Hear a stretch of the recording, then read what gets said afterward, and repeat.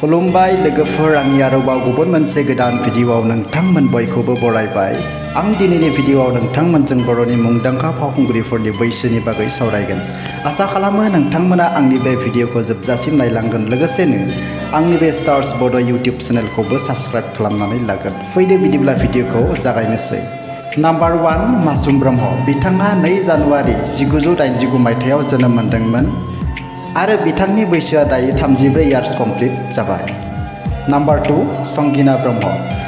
बिथाङा 12 फेब्रुवारि 1989 मायथाइयाव जोनोम मोनदोंमोन आरो बिथांनि बैसोआ दायो 34 इयार्स कमप्लिट जाबाय। नाम्बार 3 फुजि बसुमतारी। बिथाङा 31 जुलाइ 1993 मायथाइयाव जोनोम मोनदोंमोन आरो बिथांनि बैसोआ दायो 30 इयार्स कमप्लिट जाबाय। नाम्बार 4 गेमस्रि दैमारी। बिथाङा 30 मार्च 1994 मायथाइयाव जोनोम मोनदोंमोन आरो बिथांनि बैसोआ दायो 29 इयार्स कमप्लिट जाबाय। नाम्बार 5 मिथि नार्जारी। बिथाङा 21 आगस्ट 1995 मायथाइयाव जोनोम मोनदोंमोन आरो बिथांनि बैसोआ दायो 29 इयार्स कमप्लिट जाबाय। नाम्बार 6 हेलिना दैमारी। बिथाङा 8 जानुवारि 1996 मायथाइयाव जोनोम मोनदोंमोन आरो बिथांनि बैसोआ दायो 27 इयार्स कमप्लिट जाबाय। नाम्बार 7 लिपिका ब्रह्म।